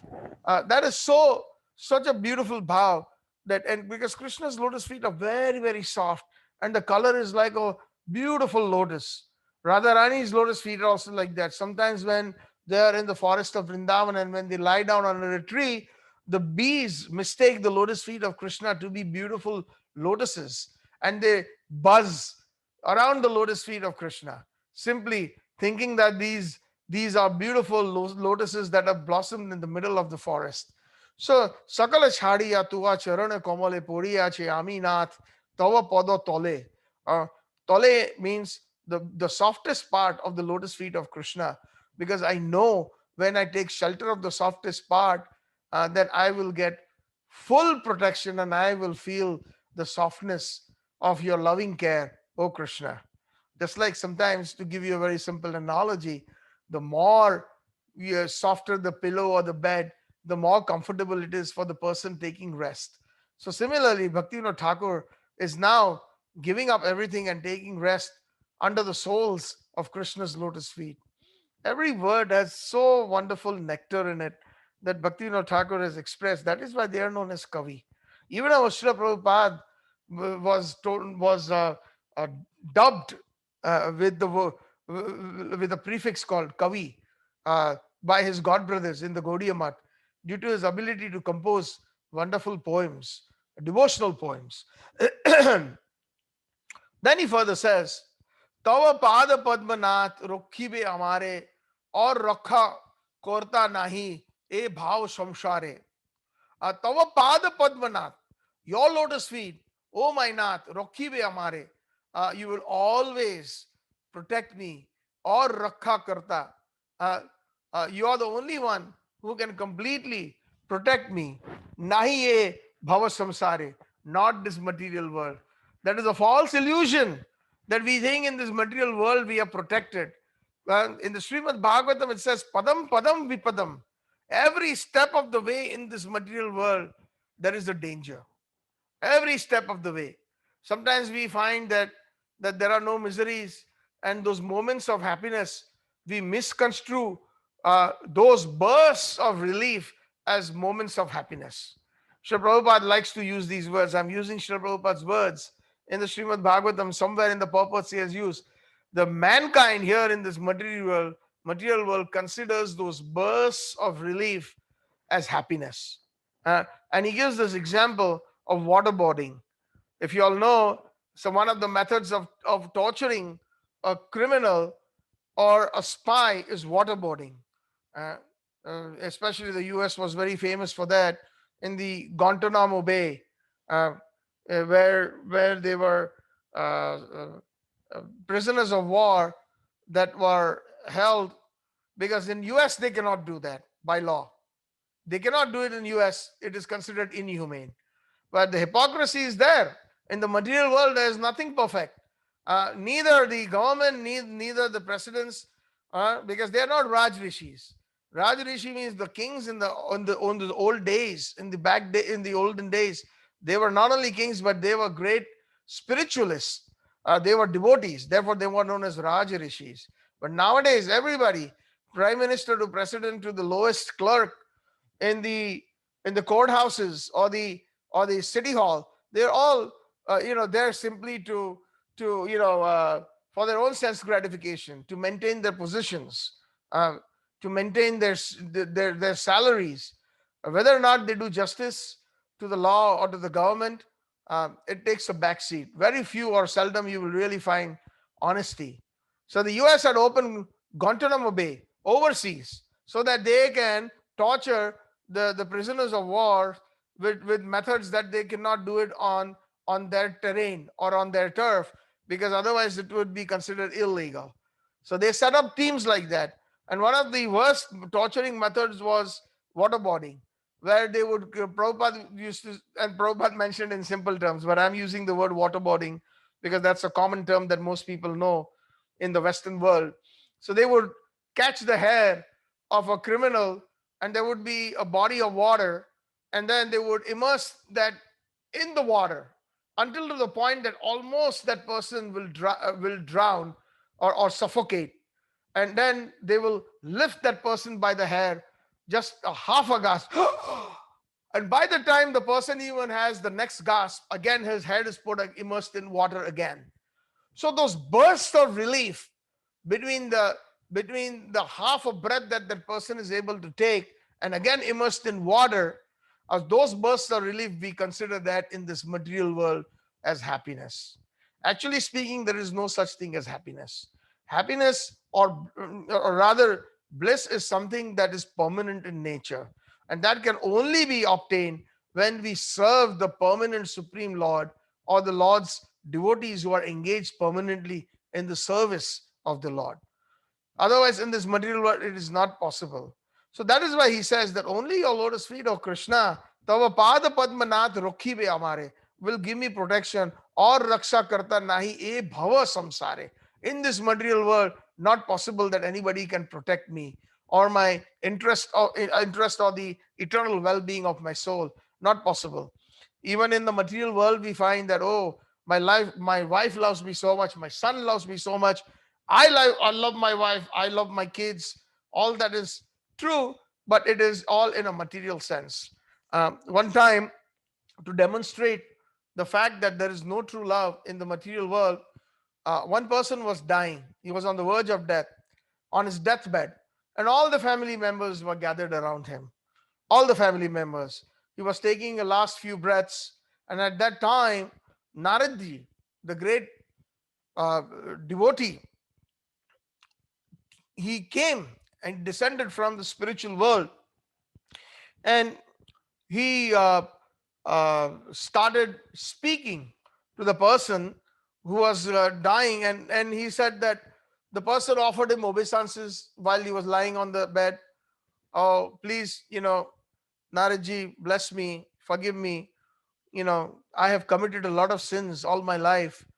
Perhaps with your blessings, all these sins will be eradicated. So Naradji says, not yet. You have a lot of karmic reactions, a lot of bad karma. For that, you would definitely have to suffer for it by being reborn very soon. But you know what? I know one thing, because Naradji knows everything. He's known as Trikaldarshi. He can see in the past, present, and in the future. He's been gifted. He's as good as the Lord, we can say, in terms of some of his potencies. Naradji himself is Shakti Avesh Avatar of the Supreme Lord. So his potencies are amazing. He's been gifted. So he says that, yeah, I see that all your life, you were very, very nice to your family. For your family, you sacrificed so many things, and you worked hard, but you even had your business, and you had to speak lies to your customers, and all the way you collected your money, or the way you saved your money for the sake of your family, you even used some illegal means, or not so very sattvic or clean means, that involved cheating, that involved not speaking the truth, that involved swindling, that involved you know many methods, that would not be considered pious. As a matter of fact, that would be considered impious or papa. But you know what? You did it for your family, Naraji says. So here is your son. Nice. You put him through school, college, everything, and you also you provided everything to your children and your wife. Maybe they can share part of your karma, because they use the money, your money, out of the ill-earned money, for their sustenance and for their education, etc. So maybe they can take a part of your karma. So Naraji looked at the son and said, well, will you for your father sake? So he said, ha, ha, ha, ha, ha. Naraji, pranams to you. I know, father, we will miss him a lot. I know he's going to die very soon. But you know what, Naraji, we will do? We will perform all those oblations and the pindan, and we will do the best of the rituals, so that our father doesn't go to hell, and he will be released from the hellish planets. We will ensure that we will do all that. And all the other siblings said, yes, yes, yes, yes, we will do. We will certainly do that. Maraji looked at the wife, says, will you go with your husband? He's going to go through a very hellish journey. So the wife said, Naradji, I'm really sorry to learn that. But as the son said, we will perform all the different rituals so that he doesn't go to hell. And also, my grandchildren need me. My my uh, my son's wives, they need me for guidance. And I'm still not completely retired. See how much work I do in the house. Who will do all this? So then Naradji, of course, knew it, but the person who was dying understood that there is no such real love in this world. And then he finally passes away. So the point is, Bhaktivinoda Thakur is making the same point here. Or raksha karta nahi. There's nobody else who can protect me. Ei bhava samsare, in this material world. Srimad Bhagavatam uses these wonderful words. I forget. I think it is in the chapters of Prahlad Maharaj, where the words are being used. The family and friends and relatives, they are been called asat sena. Sena means warriors or soldiers or an army. Sena in Sanskrit or many other vernacular Indian languages, it's the same word. Sena means the soldiers, uh, and asat means unreal or not real. So the person who is dying is thinking, oh, my son will save me, my wife will save me, my daughter will save me, my friends will save me. They're all gathered around. So Srimad Bhagavatam says that they are not the real Sena, they are not the real army that can save you. The real army is the Vaishnavas who will be chanting the holy names, or the real army is Sri Krishna himself, alone himself, with the holy name itself. But the rest of them are asat. They are not true. They're illusory. Asat means illusory. If we think that, oh, he's going to save me, or there's a wonderful prasanga or an incident in Mahabharata, and it is also mentioned in the Bhagavatam when uh, the Pandavas won the battle of Kurukshetra, and all the 100 sons of Dhritarashtra were killed. And then later on, they all settled down, and Yudhishthira Maharaj, the eldest of the Pandavas, was so pious and noble and so respectful that now that the children of Dhritarashtra and Gandhari were no more, he pleaded to the uncle and auntie that please come stay with me. I will give you the best of the facilities in my palace, and you don't have to do anything. Every need that of yours will be taken care of. There will be servants and there will be everything that you need. Oh dear, you used to call him Jesht Pita. Bigger father. Some of the words you cannot translate into English. Like even in Gujarati, the older uncle is called Mota Papa. Papa means father, and Mota Papa means the bigger father, meaning the elder brother of the father. So Jeshta Pita, the elder father. So because the father was Pandu Raja, and he had given up his body when when the Pandavas were kids. But uncle Dhritarashtra, there was as much respect that Yudhishthira Maharaj showed to both the uncle and auntie. So after the passing away of all the cousins in the battlefield, he invited them, and they started staying with them. So one day, after when the battle was just before the battle, there was one more uncle, the youngest uncle known as Vidur. He tried to give a lot of advice to the elder brother Dhritarashtra, that please, do not fight. The real heirs of the kingdom are the Pandavas. You are entrusted that because they were young and very little, but now they are of proper age, they are adults. You should return what rightfully belongs to them. You are just the custodian for a few years until they grew up. But Duryodhan, the eldest cousin of the Pandavas and the son of Dhritarashtra, said, I will not give anything, not even land enough that can stay on the pinhead. That much room I will give them. I will not even give them that much. So eventually, under the direction of Krishna, the Mahabharata war ensued. That is why it is called Dharma Yuddha. Dharma Kshetre, Kurukshetre. The Bhagavad Gita starts with these two words. War is not good, but Krishna tried a lot of mediation. The Supreme Lord himself, he tried to, but they did not listen. So then to fight for your rights is also dharma. One has to understand that those who side adharma or some kind of wrongdoing, either if they are silent or they do not speak for it, then they also become a part of the wrongdoing. That is what the Shastras say. That is what the scriptures say. Anyways, so not heeding the advice of the youngest uncle Vidur, uh, Vidur could not stand the nonsense, so he left. Before the war of the great epic Mahabharat war, he left and he went into the different forests seeking the association of great saintly persons for his own spiritual advancement. And then finally, when the war was over, he came back and he found out that his elder brother Dhritarashtra and his sister-in-law Gandhari were now staying with the Pandavas. So he went to the Pandavas' palace. And when he went to the Pandavas' palace, he went and saw his brother. And immediately he started, what are the right words? Chastising his older brother. He started saying that, look at you. You're staying in the house of those persons who killed your own sons. You're eating the remnants of the great warrior Bhima. Simply, aren't you ashamed? Saraga kafaha. I still remember those words. I don't remember the entire slok.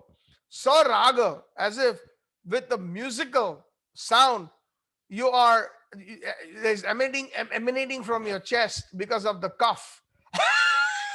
You're so old. Danta Vishirna. Your teeth, you've lost teeth, and your teeth have become loose. And in spite of that, you are sitting and enjoying sense gratification at this age in the house. You should be proceeding to the forest in the association of great saints in pursuit of your final days, preparing for your death, which is inevitable. Death is going to come to everyone. And he gives this wonderful discourse in a very chastising fashion to his older brother. And that really hit him very hard. After that, the first time he did not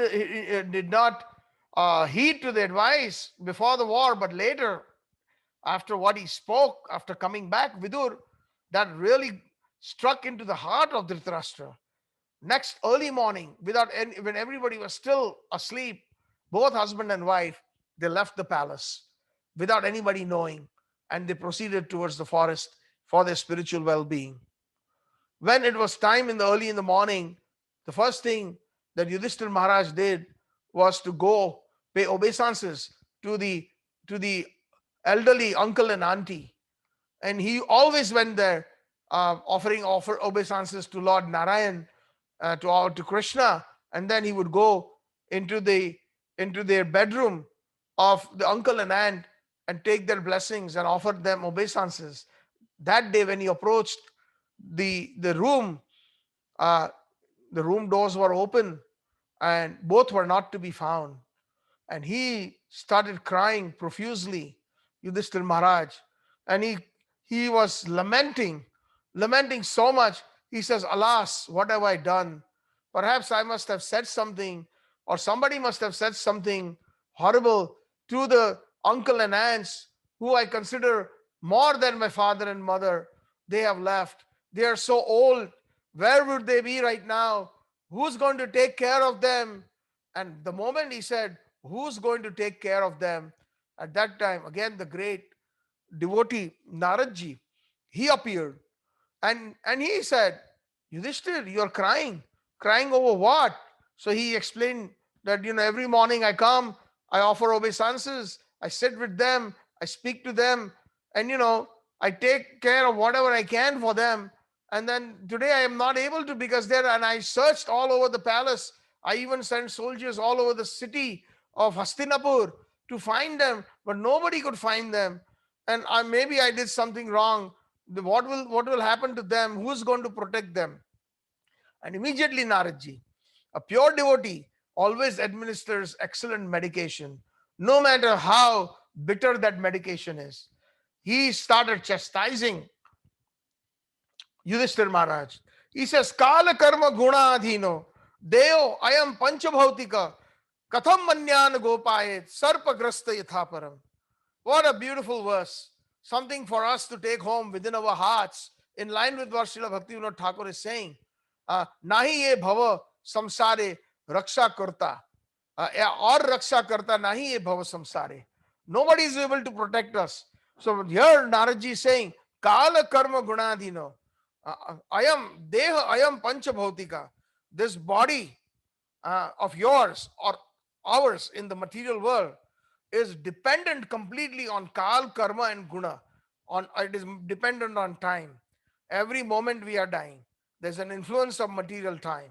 Karma, we are slaves of our karma. Whatever we have done in our last births, we are boomeranging. It is boomeranging on us.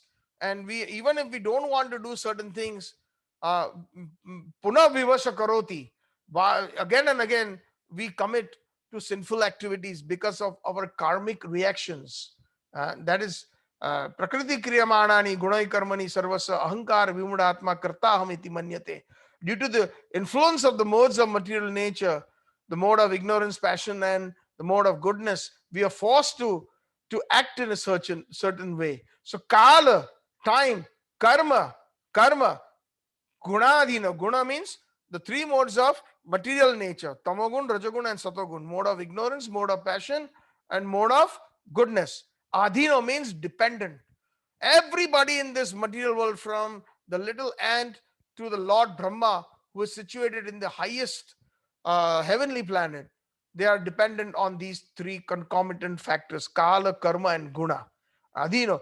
Deho ayam pancha bhautika, and this body is material, made out of these five gross elements of earth, water, air, fire, and ether. Deho ayam pancha bhautika, katham manyan gopayit. How will they be able to protect others? Sarpa grasta yatha param. The human person, but the person or the entity in this material world is constantly standing in front of a huge python, almost ready to swallow that entity up, just like time. Time is that huge python that can completely, we are standing in the jaws of a huge python, and any moment, the jaws will close of that python. So, sarpa grasta yatha param. Eternally, we are we are standing in the mouth, a gaping mouth of a python. So, Kathamanyan Gopahit. How is it possible that he can protect others? So, you're crying, you're thinking that you're the protector of Dhritarashtra and Gandhari. Do not worry. Krishna protects everyone. So, talking about protection, sometimes we have that false ego that, it is because of me, such and such thing is happening because of me. I'm able to protect, I'm able to do. No, that is a very false way of thinking from the highest platform of Sharnagati. So that is why he's saying, Aur raksha karta nahi e bhava samsare. Nobody can protect us in this material world. Ami tava nitya das janinu ei bar. I am your eternal servant. Janinu ei bar. I have understood that completely this time. Ei bar means I have come again and again. He's taking a very humble position. Although he came from Golok Vrindavan, just like Srila Prabhupada, Namam Vishnupadaya Krishna Presthaya Bhutale. Krishna Presthaya Bhutale. He's taking the role of an ordinary human being. And he's saying that, Eibar, this time I've got this human life. So now I have understood that I am your eternal servant. In my previous lifetimes, I did not understand that. Amitava Nitya Das Janinu Eibar. Now I have understood it in this lifetime. Just like Narottam Das Thakur uses the same words in his bhajan, ei bar karuna karo Vaishnav Gosai, patita pavan toma vina keho nai, jahara nikat gele papa dure jai, emon dayal Prabhu keba ko tha pae. So ei bar, oh dear Vaishnav Acharya, please have mercy on me this time, because I have come again and again in this world, but this time have mercy on me. So ei bar, so this time, Ami tava nitya das janinu ei bar, amar palana bhar ekhon tumara. Now it is your responsibility to do as you please, to maintain me as you please. That is, the burden is on you. Bado dukha payachi swatantra jivane. I found a lot of miseries, a lot of sorrows due to the minded independence that I have been exercising. Swatantra jivane. I do not want even this minded independence, because I have been misusing my minded independence. That also I have surrendered to you in the second branch of Atmanivedan. The highest form of surrender is Many people can surrender money. Many people can surrender giving up the association of family, etc., like becoming a mendicant or a sadhu or a sannyasi, not really attracted to Kamini Kanchan Pratishtha, not attracted to the opposite sex, not attracted to money or wealth, or not attracted to Pratishtha, or even the subtle sense gratification. Not some of them, but those are of the highest stature when they can even give up that minute independence and offer it to Sri Krishna.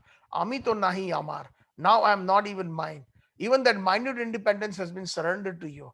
Which that is considered the highest principle of Atma Nivedan and one of the highest principles in Sharnagati. So this is something that we need to take home with us and pray to the Lord. Pray to Srila Prabhupada, when will this happen to me? Like Srila Prabhupada, he gave up everything. That was the last straw, tea or me, when his wife sold all the different scripts that Prabhupada had written, the translations of the Bhagavad Gita for tea. And that was the last straw. Prabhupada said tea or me, and wife jokingly said tea. And Prabhupada said, that's fine. You can have all the tea you want. And he left home, never to turn back. He gave up everything. And at that time, he was able to manifest this full potency of Preshtaya, one who is very dear to Krishna. Until then, prior to that, there were some other pastimes. Even Bhaktivinoda Thakur had 10 children and he was a magistrate. So there were all those different common pastimes, just like a common person. But when Bhakti Siddhanta Saraswati Thakur came into his life, and then when he retired, 24/7, when he gave up his home, and he even went beyond sannyas, which is known as the Babaji Vesh in Navadvip. He took that, if you go to Navadvip, one should visit Bhaktivinoda Thakur's house, where he used to stay. It's amazing. All this old paraphernalia is still there. This is by the railroad tracks, the small gauge tracks between Navadvip and in Mayapur, going through all the different small towns of Krishna Nagar and all those places. So, like that, Bhaktivinoda Thakur had given up everything. Srila Prabhupada gave up everything. Of course, Srila Bhakti Siddhanta Saraswati gave up everything, including when Bhaktivinoda Thakur wrote a letter to Saraswati Thakur, Bhakti Siddhanta Saraswati, that now you are doing your own bhajan in Mayapur. Get out of Mayapur and go to the big city, Kolkata, and start preaching Krishna consciousness. Do not be so greedy for yourself. 10 years, Bhakti Siddhanta Saraswati Thakur chanted 18 hours a day, 3 lakh names a day like Haridas Thakur. So Bhaktivinoda Thakur wrote a personal letter, Saraswati. He starts that letter. I have a copy of the letter. And in that, it was originally in Bengali and then translated to English. He says, Saraswati, men are like, and a lot of the people are like animals. They need Krishna consciousness. Please serve Mayapur Dham by leaving Mayapur and preaching Krishna consciousness. Same mood is Divine Grace Srila Prabhupada. He could have very well sat in Vrindavan Dham at the age of 70 and continued, but he left Vrindavan for our sake. Same instructions that Bhakti Vinod Thakur ji gave Srila Bhakti Siddhanta Saraswati Thakur. Srila Bhakti Siddhanta Saraswati Thakur in the younger days gave that to Abhay Charanaravindra Das, to our Srila Prabhupada. When you get money, print books, preach the glories of the Gauravani to all the English-speaking world. So Srila Prabhupada took that to heart. So ultimately, and that is why success is guaranteed to such personalities. So Ami tava nitya das janinu ei bar amar palana bhar ekhon tumar. I've even surrendered my mind to independence. Now you do as you please. Bado dukha paicha swatantra jivane dukha dure gelo o padavarane. Due to my minded independence, when I had it, I sometimes used it properly, sometimes misused it, and most of us are misusing our minded independence. And that is the reason why Payacha, due to that, Bodo Dukkha. That is why we are again and again we are being reborn, sometimes as an animal, sometimes as an insect, sometimes as a human being. And this world is Dukkhalayam Sashvatam. Again and again we are going through different miseries. Jai Pada Lagiya Rama Tapasya Korila. Jai Pada Paya Shivatva Lobhila. Jai Pada Lagiya Rama Tapasya Korila. Jai Pada Paya Shivatva Lobhila. It is the same lotus feet that Rama or Lakshmi Devi, Mahalakshmi serves. And Jai Pada Paya Shiva Shivatva Lobila. And Lord Shiva got the power of auspiciousness. The word Shiva means auspicious. Shivadam tapotre unmulanam Srimad Bhagavatam Mahamuni Krite Kim Va Parai. In the second verse of Srimad Bhagavatam, the word Shiva is used. And because Vaishnava Nam Yatha Shambhu, Lord Shiva is personified Srimad Bhagavatam. He is a Bhagavat, not only the book Bhagavat, but he is the person Bhagavat.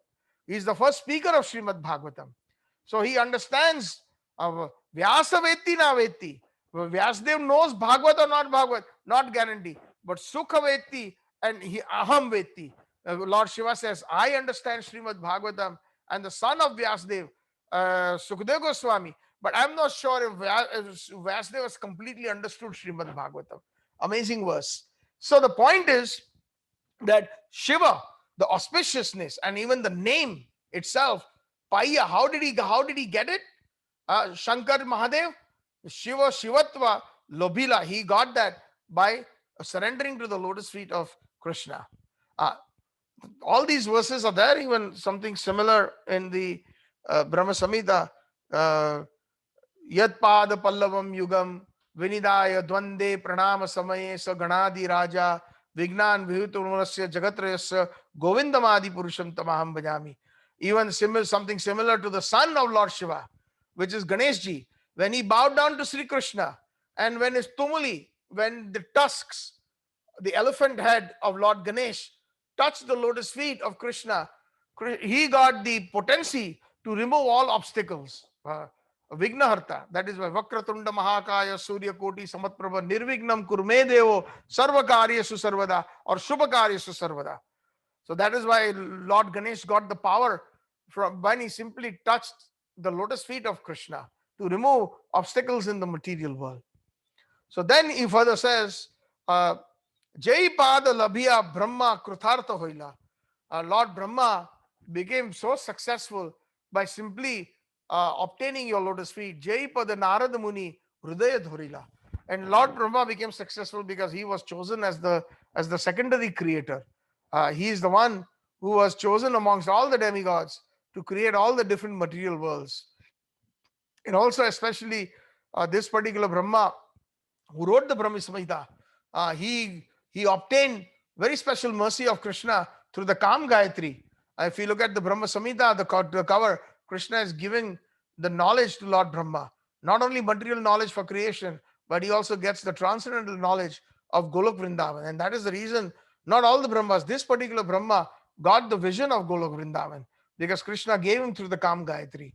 Shri Akantaha Kantaha Parama Purusha Kalpataravo Bhumi Chintamani, etc., describing the wonderful realm of Golok, where he has described that there is unlimited Surabhi cows giving unlimited milk, and there are thousands and thousands of Lakshmi Sahasra Sambrahma Sevyamanam. Many gopis are serving Sri Krishna. Chintamani Prakara Sadmasu. This land of Golok Vrindavan is full of wonderful jewels and touchstone. So like this, the description is given. So that is how Jai Pada Brahma Kritartha Hoilo. He became very successful, Lord Brahma, after he received personal initiation from Nandanandan Krishna. He was initiated by Lord Krishna, the son of Nanda Maharaj. And Jai Pada Narada Muni Hridaya Dhorila. Personalities like Narad Muni are always carrying the lotus feet in their heart. That is the lakshan or the symptom of a pure devotee. Sei Shava Sei Obhoy Pada Shirite Dhoriya. Your lotus feet, they drive away all the fear, and I'm beholding them. Bhaktivinoda Thakur says on my head, Parama Anande Nachi Pada Gunagai, and with great ecstasy, with great joy, I am singing the glories of your lotus feet. Singing the glories of your lotus feet. Bhaktivinoda Thakur has obtained that wonderful position. Samsara vipada hoite avasya udhar. Whatever the perils or whatever the problems of this material world, you will certainly, you will make me cross. Bhakti vinoda o pada korive tumar. Bhaktivinoda Thakur simply takes shelter of your lotus feet. simply sings and dances, sings the glories of the lotus feet. So this was song 2. I think song 1 from section 4. I think I will stop here, and next time we will continue into the other 3 songs of Sharnagati, of Bhaktivinoda Thakur's Sharnagati, full surrender, the method of full surrender to Krishna, branch number 4, Avashya Rakshi Bhi Krishna Vishwasha Palan. I have firm faith that Krishna will always protect me. Hare Krishna, Krishna Krishna, Hare Hare, Hare Ram, Ram Ram, Hare Hare. Thank you very much. Pitamar Prabhu, over to you, please. Thank you so much, Satchitananda Prabhu, for the nectarian class on the 4th limb of Saranagati, Raksisyatiti Viswaso. It is from faith that Krishna is the protector. Now we all know, there are 6 limbs of Saranagati as described by Srila Bhakti Rakshak Sridhar Dev Goswami Maharaj. And he says, Anukulyasa Sankalpa, Pratikulyasa Vivarjanam, Raksisyatiti Viswaso, which is what we described in depth. Prabhuji was kind enough to describe in depth. Raksisyatiti Viswaso, Bhoktatve Varanam Tatha, Atmanikshepa Karpanye, Sada Sadvibha Vidha Saranagati. So, just to summarize, Prabhu had been describing these 6 limbs, the 4 limbs already described, 2 yet to go. So, the first one is humility. The second one is Atma Nivedanam, which is full surrender. The third one is firm faith that Krishna is the maintainer, guardian, and master. The fourth, it is what the subject matter of today's class is, firm faith that Krishna is the ultimate protector. Fifth is the accept what is favorable to Krishna consciousness. And sixth, reject what is not favorable to Krishna consciousness. So devotees, the best example that I can think of from Srimad Bhagavatam is Prahlad Maharaj. Prahlad Maharaj was the epitome of all the 6 limbs of surrender, despite having taken birth in a demoniac family. He was very humble throughout his life. He was fully surrendered to the lordships. He had very firm faith that Krishna is the maintainer or guardian or his master. He believed all along that Krishna is the ultimate protector. And we all know Krishna saved Prahlad Maharaj through all the deadly challenges his father Hiranyakashipu posed upon him.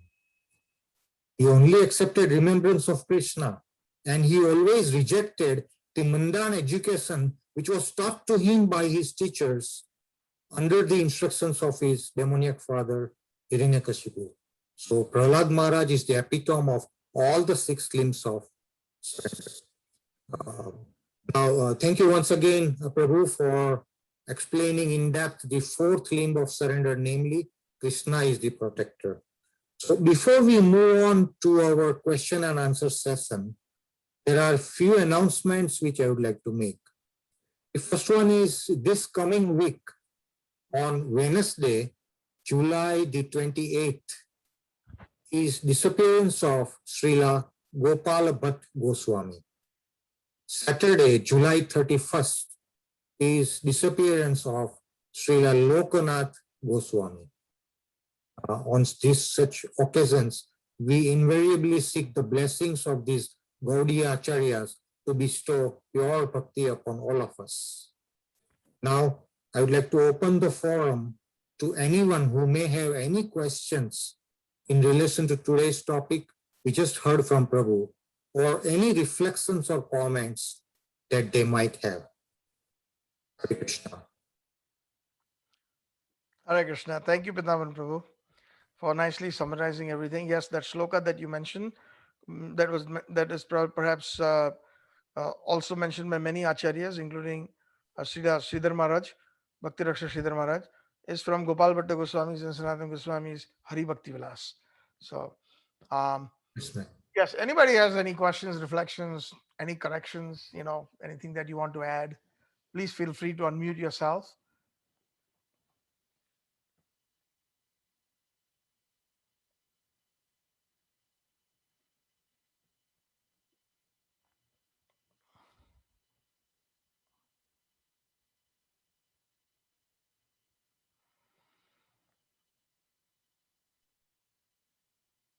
So, Prabhu, if there are no other questions or comments, time being, can I take the liberty to ask you